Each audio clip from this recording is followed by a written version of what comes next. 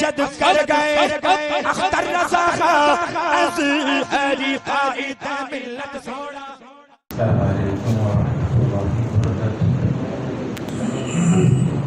الحمد للہ الذی فضل سیدنا ومولانا محمدا صلی اللہ تعالی علیہ وسلم علی العالمین جميعا فأقامه يوم القيامة للمذنبين المتلوثين الخطائين الحالقين شفيعا فصلى الله تعالى عليه وسلم وبارك عليه ومن هو محبوب ومرضي لديه صلاة تبقى وتدوم بدوام ملك الحي القيوم. ونشهد أن لا إله إلا الله وحده لا شريك له ونشهد أن سيدنا ومولانا محمدا عبده ورسوله بالهدى ودين الحق أرسله. أما بعد فأعوذ بالله من الشيطان الرجيم. بسم الله الرحمن الرحيم. قد أفلح من تزكى وذكر اسم ربه فصلى. صدق الله العظيم. وبلغنا رسوله النبي الأمين المتين الكريم ونحن على ذلك لمن الشاهدين والشاكرين والحمد لله رب العالمين. محترم حضرات، جن آیات کریمہ کی تلاوت کی گئی اس سلسلے میں کچھ عرض کرنے سے پہلے آئیے ہم اور آپ مل کر کے نہایت ہی عقیدت و محبت کے ساتھ دل کی اتھاہ گہرائیوں سے نبی پاک جناب احمد مصطفیٰ محمد مصطفیٰ روح فدا صلی اللہ تعالی علیہ وسلم کے دربار بہربار میں با آواز بلند درود پاک پڑھ لیں. اللہم صلی علی سیدنا مولانا محمد وعلی آل سیدنا مولانا محمد وبارک وسلم. صلو علیہ صلاۃ تبقى وتدوم بدوام ملک الحی القیوم. محترم حضرات، محرم الحرام کا مہینہ چل رہا ہے اور یہ وہ مہینہ ہے کہ اگر یہ بلیات، آفت اور بیماریوں کا معاملہ نہیں رہتا تو یہاں حال ایسا کہ گھر گھر میں اس کا اہتمام ہوتا تھا. باقاعدہ بڑے بڑے جلسے رکھے جاتے اور میں تو کہتا ہوں رکھنا بھی چاہیے. دین اسلام سے وابستہ رہو گے، محبت رہے گی تو یقیناً اسلام جیسے محفوظ ہے ویسے ہی اللہ ہماری بھی حفاظت فرمائے گا. دین سے ہٹ کر کے انسان کا اپنا کوئی وجود نہیں ہے. دین مذہب سے ہٹ کر کے انسان کا اپنا کوئی وجود نہیں ہے. دنیا میں کروڑوں آئے، کروڑوں چلے گئے، مٹی سے پیدا کیے گئے، مٹی میں دفنا دیے گئے. آج کوئی نام لینے والا باقی نہیں ہے. لیکن مسلمان کے ایک چھوٹے سے چھوٹے بچے کو بھی آپ پوچھیں کہ امام عالی مقام کون ہے تو وہ ضرور بتا دے گا. امام عالی مقام کون ہے، آپ کی شہادت کب ہوئی، آپ کون تھے، وہ سب کچھ بتا دے گا. نواسۂ رسول تھے، آپ کی شہادت ہوئی 10ویں محرم الحرام کو ہوئی. جمعے کا دن تھا، جمعے کا وقت تھا. اور کیوں ہوئی؟ باطل کے آگے سر نہیں جھکایا. مومن کی شان بتائی کہ مومن کا سر جھکتا ہے تو رب تبارک و تعالیٰ کی بارگاہ میں جھکتا ہے، اس کے علاوہ کسی کے سامنے نہیں جھکتا. ایک امام عالی مقام ہی کیوں؟ کیا اور دنیا میں لوگ پیدا نہیں ہوئے؟ کیا اور دنیا میں لوگ نہیں آئے؟ بہت آئے، کروڑوں آئے. لیکن معاملہ یہ تھا کہ وہ آئے تو اپنی شان کے مطابق آئے اور یہ آئے تو اسلام کے شان کے مطابق آئے. وابستگی جو محبت تھی وہ سچائی سے تھی، اللہ سے محبت کی تھی، مذہب کی بنیاد پر تھی. اللہ رب العزت سے محبت رسول اللہ صلی اللہ تعالیٰ علیہ وسلم کی محبت کے ساتھ تھی۔ اللہ اور اس کے رسول کی محبت جیسے فنا نہیں ہوتی، ویسے ہی وہ انسان جو اس محبت سے وابستہ ہو جاتا ہے وہ بھی کبھی فنا نہیں ہوتا، وہ بھی کبھی فنا نہیں ہوتا۔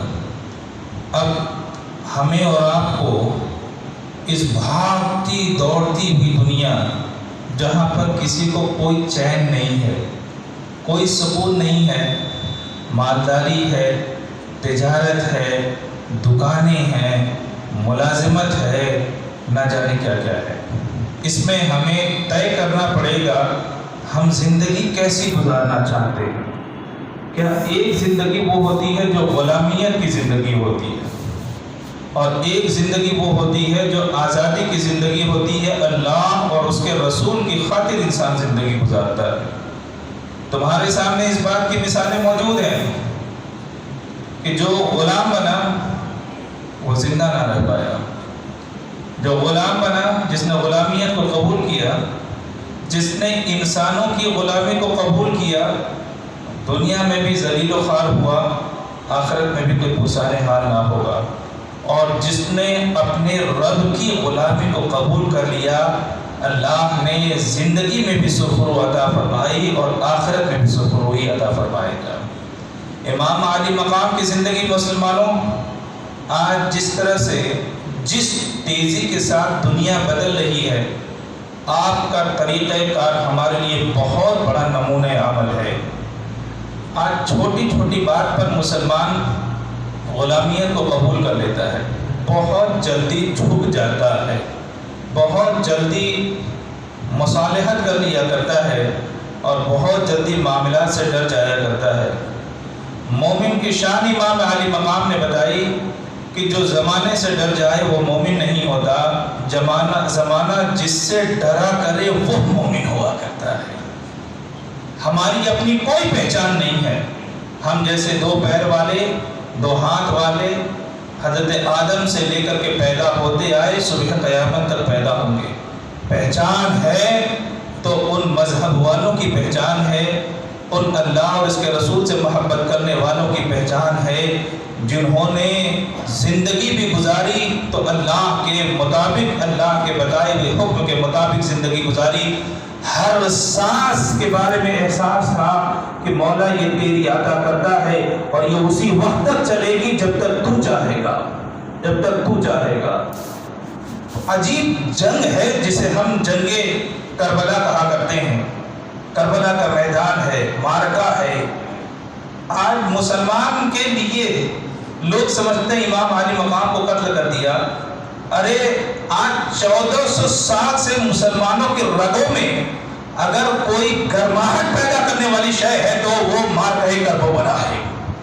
اگر مسلمانوں کے درمیان کوئی گرماہٹ اور جوش پیدا کرنے والی چیز ہے تو وہ معرکہ کربلا ہے۔ آپ کا ایثار، آپ کی محبت، آپ کی اللہ کے راہ میں دوستی، آپ کی سچائی، آپ کا حق بولنا، خاندان والوں کو قربان کرنا، اپنے نونہالوں کو قربان کرنا، دودھ پیتے ہوئے علی اصغر کو لے کر کے جانا اور لوگوں کے سامنے رکھنا اور یہ کہنا کہ دشمنی تمہاری مجھ سے ہے تو مجھ سے بات کرو، اس چھوٹے سے بچے پر ظلم کرنے کا کیا فائدہ؟ یعنی اس وقت بھی امام علی مقام نے درس دیا انسانیت کا کہ اگر دشمنی ہے تو مجھے مارو، اس چھوٹے سے بچے نے تمہارا کوئی کچھ بھی نہ بگاڑا، اس کے دشمن کیوں بنے ہوئے ہو؟ اور پھر جب وہ بھی شہید ہو گیا تو آپ نے واویلا نہیں کیا، برا بھلا نہیں کہا اور گالیاں نہیں دی، الحمدللہ خون کو آسمان میں اچھالا اور اڑا کر کے ارشاد فرماتے ہیں مولا اگر تیری مرضی اسی میں ہے تو امام حسین کی بھی مرضی مولا اسی میں ہے، تو جس میں راضی ہے امام علی مقام حسین بھی اسی سے راضی ہے مولا، تیرے ہٹ کر تجھ سے ہٹ کر کے میرا اپنا کوئی وجود نہیں ہے۔ آج وہ وجود ایسا مسلم ثابت ہوا ہے، آج ایسا وہ وجود اتنا ثابت ہو چکا ہے کہ 1400 سال گزرنے کے باوجود بھی ان کا ذکر کر لینا ہم اپنے لیے باعث فخر سمجھا کرتے ہیں، ان کا ذکر کر لینا ہم باعث فخر سمجھا کرتے ہیں۔ مشکل حالات جس طرح سے آ رہے ہیں اور جس طرح سے تیزی سے حالات بدل رہے ہیں مسلمانوں، امام حسین کا کردار ہمارے لیے نمونہ عمل ہے، نمونہ عمل ہے۔ دیکھو ایک چھوٹی سی تو بات تھی، یا تو غلامی قبول کر لو یا پھر قتل کے لیے تیار ہو جاؤ، بات اتنی سی تھی۔ یزید امام علی مقام، یہی تو دو تھے۔ ان سے پہلے، یزید سے پہلے حضرت امیر معاویہ رضی اللہ تعالیٰ عنہ، امام حسن رضی اللہ تعالیٰ عنہ، ان دونوں میں بھی معاملہ ہوا تھا۔ حضرت مولا کائنات رضی اللہ تعالیٰ عنہ کے انتقال کے بعد امام حسن رضی اللہ تعالیٰ عنہ خلافت کے مستحق ہوئے، آپ نے خلافت کو اپنایا، 6 مہینے کا خلیفہ رہے۔ ایک ٹھاٹھے مارتا ہوا ایک فوج اور ایک ٹھاٹھے مارتا ہوا مسلمانوں کا لشکر امام علی مقام کے لیے، امام حسن رضی اللہ تعالیٰ عنہ کے لیے تیار تھا، بالکل تیار تھا۔ اور مسلمانوں کے درمیان یہ تھا کہ اگر امیر معاویہ نہیں مانے جنگ ہوگی، لیکن ہوا کیا؟ یاد رکھو، ہر صحابی کے بارے میں ہمیں نیک عقیدہ رکھنا چاہیے۔ نبی پاک صلی اللہ تعالی علیہ وسلم نے ارشاد فرمایا، اصحابی کلہم عدول، میرے تمام کے تمام صحابی جو ہیں وہ عادل ہیں، انصاف کرنے والے ہیں، وہ عادل ہیں اور انصاف کرنے والے ہیں۔ تو کیا بات سمجھ میں آئی؟ کسی کو برا بھلا نہیں کہا جا سکتا۔ آج ایک وبا چلی ہے، بہت پرانا مسئلہ اٹھا کر کے حضرت امیر معاویہ رضی اللہ تعالیٰ عنہ کو بھی برا بھلا کہا جاتا ہے۔ ہرگز نہیں، مسلمان ہو، صحابی ہے تو قابل احترام ہے، ہمارا اس پر ایمان ہے۔ اور جس طرح سے حضرت امام حسن رضی اللہ تعالیٰ عنہ کو ہم صحیح مانتے ہیں، ویسے حضرت امیر معاویہ رضی اللہ تعالیٰ عنہ کو بھی صحیح مانتے ہیں۔ بات صرف اتنی سی تھی، جب ٹکراؤ کی صورت پیدا ہوئی، امام حسن رضی اللہ تعالیٰ عنہ نے حضرت امیر معاویہ رضی اللہ تعالیٰ عنہ کے سامنے 3 شرطیں رکھی، اور دیکھو قربان جاؤ، سرکار نے فرمایا میرا ہر صحابی عادل ہے، انصاف کرنے والا ہے۔ تو حضرت امیر معاویہ رضی اللہ تعالیٰ عنہ بھی تو صحابی ہیں، جہاں حضرت امام حسن سرکار کے نواسے ہیں، صحابی ہیں، وہی حضرت امیر معاویہ بھی تو کاتب وحی ہیں، اور یہ وہ وحی ہیں کہ اللہ کے رسول یہ وہ صحابی ہیں جن کے بارے میں اللہ کے رسول صلی اللہ تعالیٰ علیہ وسلم نے دعا فرمائی، اللہم علمہ الکتاب والحساب، کہ اے اللہ تبارک و تعالیٰ حضرت امیر معاویہ کو کتاب کا علم عطا فرما، حساب کا علم عطا فرما۔ یہ وہ صحابی ہیں جن کے لیے سرکار نے دعا فرمائی۔ اگر غلط ہوتے تو کبھی سرکار دعا نہ کرتے، غلط ہوتے تو کبھی سرکار دعا نہ کرتے۔ جانتے ہو ان لوگوں کا جب ٹکراؤ کا معاملہ آیا، حضرت امام حسن رضی اللہ تعالیٰ عنہ نے دیکھا کہ مسلمانوں کا خون بہے گا، مسلمانوں کا خون بہ جائے گا۔ آپ نے کہا میں خلافت چھوڑنے کے لیے تیار ہوں، میری 3 شرطیں ہیں۔ حضرت امیر معاویہ رضی اللہ تعالیٰ عنہ نے ارشاد کیا، آپ فرمائیں آپ کی ہر شرط قبول کی جائے گی، آپ کی ہر شرط قبول کی جائے گی۔ مسلمانوں ایک بات بتاؤں، مال حاصل کرنا آسان ہے، مال کو چھوڑ دینا بڑا مشکل ہے۔ ایک مرتبہ جب لت لگ جاتی ہے نا تو کسی چیز کو چھوڑنا بہت مشکل ہو جاتا ہے۔ ایک آدمی جو شرابی نہیں تھا اب شرابی ہو گیا، لت لگ گئی تو شراب چھوڑنا اس کے لیے بڑا مشکل ہو جاتا ہے۔ ایک آدمی جواری نہیں تھا لیکن جب جواری بن گیا تو جوئے کی عادت کا چھوڑنا اس کے لیے بڑا مشکل ہوتا ہے۔ ایک آدمی جو نشے کا عادی نہیں تھا، عادی بن گیا تو نشہ چھوڑنا اس کے لیے بڑا مشکل ہوتا ہے۔ یہ دنیا کی فطرت ہے، انسان کی فطرت ہے کہ کسی مال کو لے کر کے پھر چھوڑنا بڑا مشکل ہوتا ہے۔ جب تک مال نہیں رہتا محنت سے کماتا ہے، لیکن اسی مال کے بارے میں کہا جائے اللہ کی راہ میں دے دو تو بڑا مشکل ہوتا ہے۔ یہ مرحلہ بڑا مشکل ہوتا ہے۔ یہ تو ایک گھر کی بات ہو گئی، وہ تو تخت خلافت کی بات تھی، وہ تو تخت خلافت کی بات تھی۔ یاد رکھو تخت و تاج میں بڑی گرماہٹ ہوا کرتی ہے، بڑی گرمی ہوا کرتی ہے، اسی لیے بہتوں کو ایسا دیکھا گیا جنہوں نے اس تخت پر بیٹھنے کے بعد اپنے آپ کو خدا بھی سمجھ لیا۔ نمرود تو ایک انسان تھا بھائی، نمرود ایک انسان ہی تو تھا، وہ ایسا انسان، ایسا بچہ اللہ نے اس کی حفاظت فرمائی. تفصیل انشاءاللہ کسی اور موقع بتاؤں گا. اس کی ہر موقع پہ حفاظت فرمائی، سمندر سے حفاظت فرمائی. ماں کا انتقال ہو گیا، اس کو ایک اللہ نے جزیرے میں ڈال دیا اور وہاں پر بھی حفاظت فرمائی. جانوروں کو حکم دیا کہ اس کو دودھ پلاتے رہنا، مرنے نہیں دینا. جانوروں کو حکم دیا، ہوا کو حکم دیا کہ ہوا اتنی ہی لگے کہ نہ ٹھنڈی لگے نہ گرمی لگے. گھاس کو حکم دیا کہ اتنا اگ جاؤ کہ اس کی پرورش ہو سکے. جانوروں کو تابعدار بنا دیا گیا تھا، جزیرے کو تابعدار بنا دیا گیا تھا، ہواؤں کو تابعدار بنا دیا گیا تھا، سب کو تابعدار بنا دیا گیا تھا. لیکن ہوا کیا؟ یہی بادشاہ ایک دن بنا. اور جب بادشاہ بنا تو گرماہٹ آ گئی، پیسے نے اپنا رنگ دکھایا. بھائی آج جو گھر گھر میں پھوٹ پڑ جاتی ہے، بھائی بھائی کے دشمن ہو جاتا ہے، رشتہ داری میں فرق آ جایا کرتا ہے، تو یہ کوئی نئی بات نہیں ہے. یہ پیسہ چیز ہی ایسی ہے جس کو ہم باعث نعمت سمجھتے ہیں، وہ سب سے بڑا باعث زحمت ہوا کرتا ہے. نمرود نے دعویٰ کیا، حضرت ابراہیم کے سامنے کہا میں ہوں خدا. کس خدا کی تم بات کرتے ہو؟ حضرت ابراہیم علیہ السلام سے بتایا اس نے کہا. حضرت ابراہیم نے مسکرا کر کے جواب دیا، ظالم تجھے کیا معلوم، میرا خدا وہ ہے جو مشرق سے سورج کو اگاتا ہے، مغرب میں ڈباتا ہے تیرے اندر تو کر کے دکھا. تو یہ تخت و تاج ایک ایسی شے ہے جس پر قابض ہونے کے بعد انسان میں تکبر پیدا ہو جاتا ہے، رونق پیدا ہو جاتی ہے، غرور پیدا ہو جاتا ہے، انانیت آ جایا کرتی ہے. ان تمام چیزوں کو ہضم کر لینا یہ صحابہ کرام ہی کا ملکہ تھا. اسی وجہ سے آپ دیکھیں ہماری خلافتیں جو گزری ہیں، جن کو خلافت راشدہ کہا گیا، ان خلافتوں میں دیکھو وہ لوگ خلیفہ ضرور بنے، لیکن دنیا کے غریب ترین انسان کو اگر دیکھا جائے تو خلیفہ جو ہوتا تھا وہ سب سے غریب ہوا کرتا تھا. آج کی طرح نہیں تھا معاملہ، آج کی طرح نہیں. دن میں بھی کام کرتا، رات میں بھی گشت کیا کرتا، نہ سونے کا ٹھکانہ رہتا، نہ کھانے پینے کا کوئی ٹھکانہ رہتا. وظیفہ اتنا ہی لیا کرتا تھا جتنا ایک ادنا ملازم کی تنخواہ ہوا کرتی ہے. بہرحال بات کہیں اور چلی گئی. اتنا آپ سن لیں، حضرت امام حسن رضی اللہ تعالیٰ تخت خلافت کے مالک تھے. کوئی شے ایسی نہیں تھی جو ان کو روک سکے. ایک 40 سے 60 ہزار کا لشکر جبار ان کی مطابقت کے لیے تیار تھا، اور جب چاہتے اشارہ فرماتے اور جنگ ہو جاتی، پوری دنیا میں آگ لگ سکتی تھی. لیکن حضرت امام حسن رضی اللہ تعالیٰ عنہ نے فرمایا نہیں. حضرت امیر معاویہ بھی صحابی ہیں، اور جو صحابی ہوتا ہے وہ انصافور ہوتا ہے، وہ انصاف کیا کرتا ہے. لہذا بات طے ہوئی. 3 شرطیں انہوں نے رکھی. حضرت امام حسن رضی اللہ تعالیٰ عنہ نے 3 شرطیں رکھی. پہلی شرط کیا تھی؟ پہلی شرط یہ تھی کہ ٹھیک ہے خلیفہ آپ مانے جائیں گے، آپ کے بعد آپ کا بیٹا خلیفہ نہیں ہوگا، آپ کے بعد امام حسن خلیفہ ہوں گے. یہ پہلی شرط تھی. ٹھیک ہے، آپ خلیفہ ہوں گے، ہم آپ کے حق میں دستبردار ہو جا رہے ہیں، اور آپ کے بعد آپ کا بیٹا نہیں ہوگا.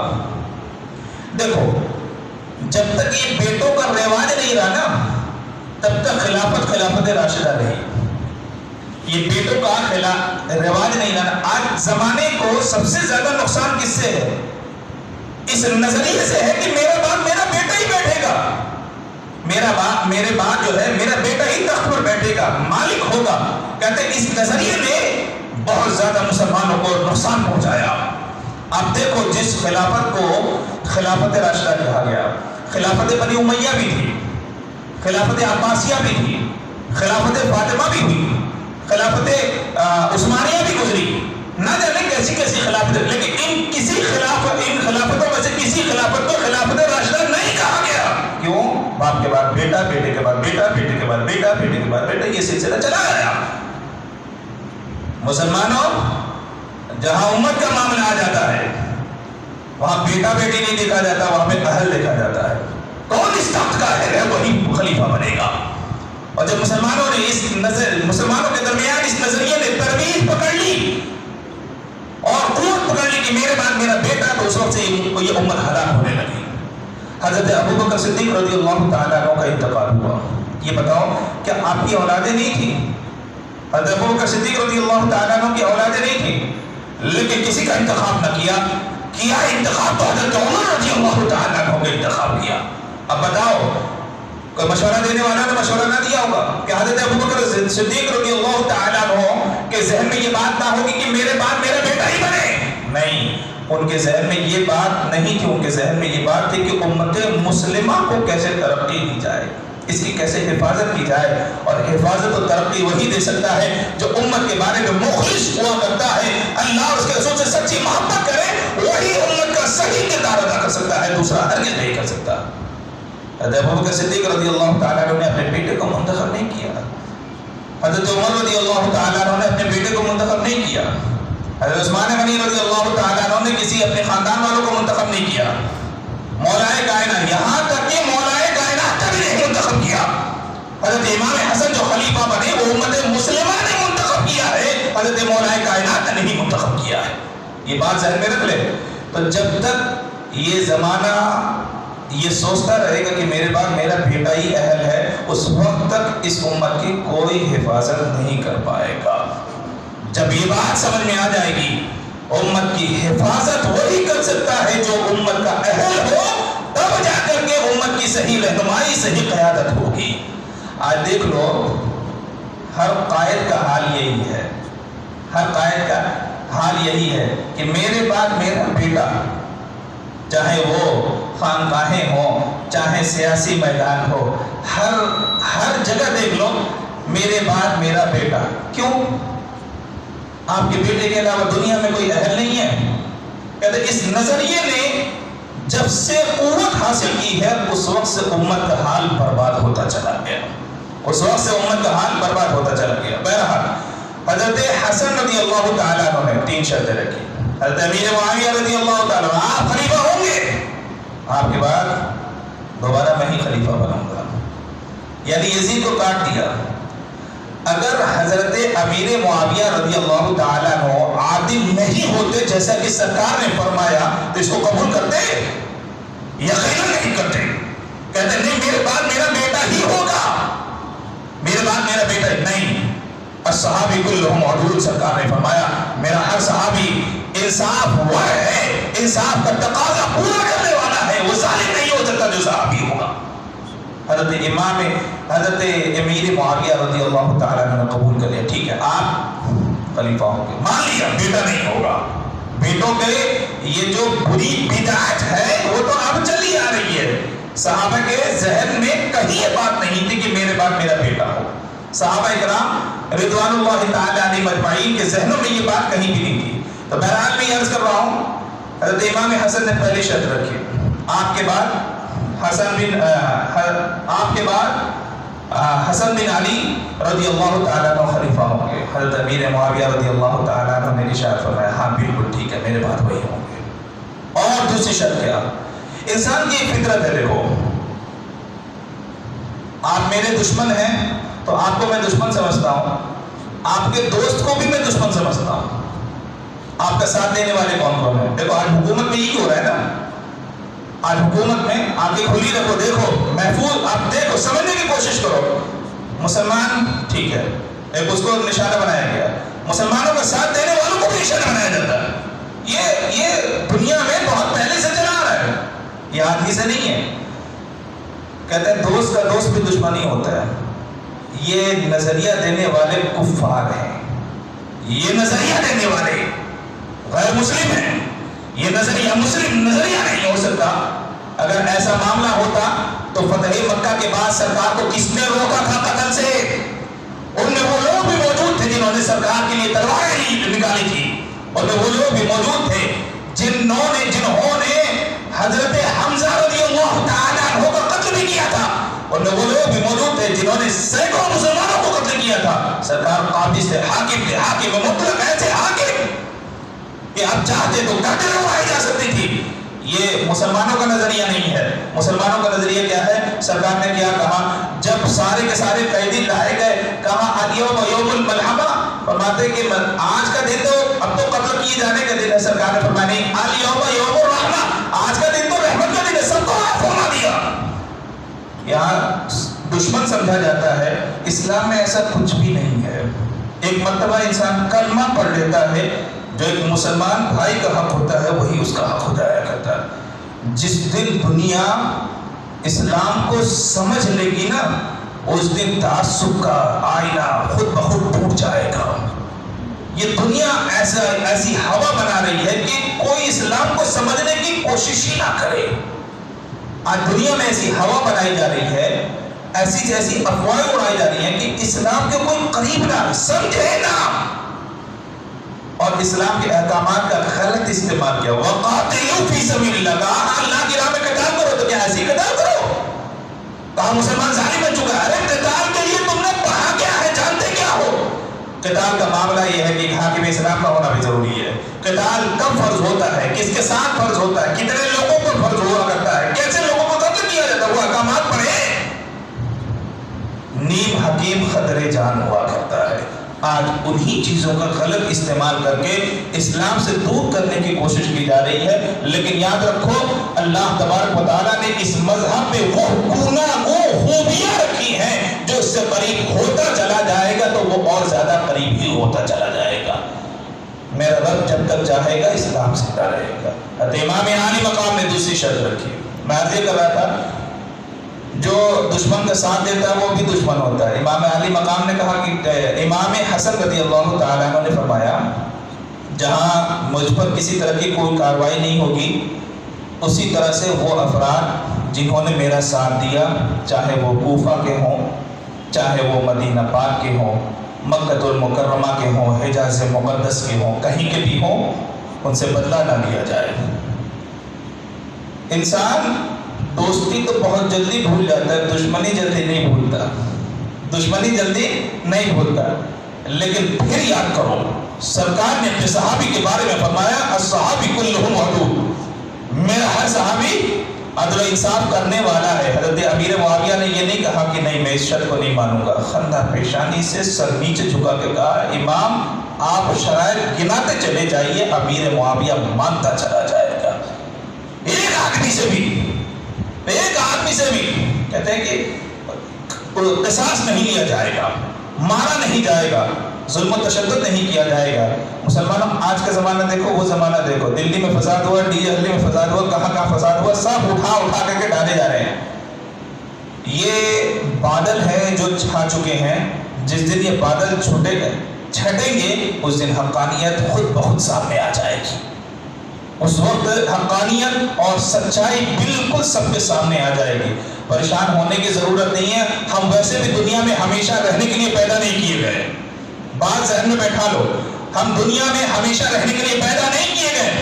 زندگی اچھی وہ زندگی ہے جو اللہ اور اس کے رسول کی اطاعت میں گزر جائے۔ زندگی وہ بہتر زندگی ہے جس میں ہم اللہ اور اس کے رسول کا ذکر کر سکے۔ قد افلح من تزکا، اس کی ضمانت قرآن پاک دیتا ہے۔ قد افلح من تزکا، کامیاب کون ہے جس نے تقوی اختیار کیا۔ وذکر اسم ربہ فصلی، پوری زندگی اپنے رب کا نام لیتا رہا، نمازیں پڑھتا رہا، وہی کامیاب ہے۔ پوری زندگی اپنے رب کا نام لیتا رہا اور اللہ کی اطاعت کرتا رہا، کامیاب وہ ہے۔ حضرت امام حسن رضی اللہ تعالیٰ عنہ نے تیسری شرط رکھی۔ تیسری شرط کیا رکھی؟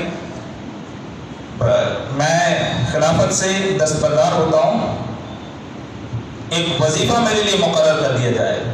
حضرت امیر معاویہ رضی اللہ تعالیٰ عنہ کھڑے ہو گئے۔ حضرت امیر معاویہ رضی اللہ تعالیٰ، دیکھو ایک صحابی کا صحابی کے ساتھ کیسا برتاؤ ہوتا ہے۔ آج انسان دشمنی میں دوست کو بھول جاتا ہے۔ وہ زمانہ ایسا تھا کہ لوگ دشمن کو بھی اگر احکامات الہیہ کے طور پر سامنے آ جائیں تو دشمن کو بھی بھول جایا کرتے تھے۔ حضرت امیر معاویہ رضی اللہ تعالیٰ عنہ نے جب یہ سنا کہ حضرت امام حسن رضی اللہ تعالیٰ عنہ نے مطالبہ کیا کہ ایک وظیفہ میرے لیے بھی مقرر کر دیا جائے، حضرت امیر معاویہ رضی اللہ تعالیٰ عنہ اپنی جگہ سے کھڑے ہو گئے۔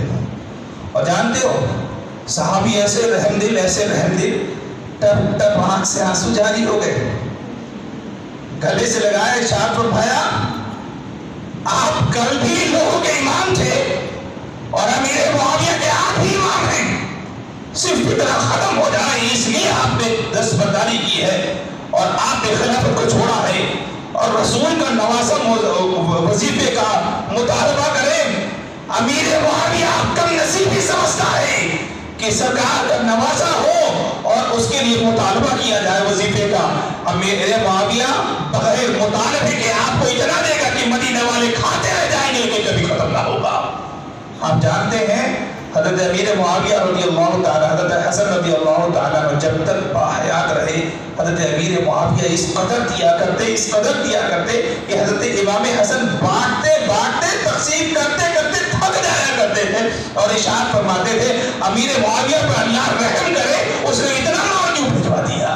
اس کو دوستی کہا جاتا ہے محترم، اس کو حقیقت میں محبت کہا جاتا ہے کہ نواسہ رسول. ایک حضرت امیر معاویہ کا کردار یہ تھا، وہی کردار دیکھو یزید کے ساتھ کتنا بڑا ظالم تھا. اللہ تبارک و تعالی ہم سب کو مذہب اسلام اور کربلا کا معرکہ سمجھنے کی توفیق رفیق عطا فرمائے اور اس کا ہم سب کو صدقہ عطا فرمائے. دین دنیا دونوں کی سعادتیں ہمیں عطا فرمائے.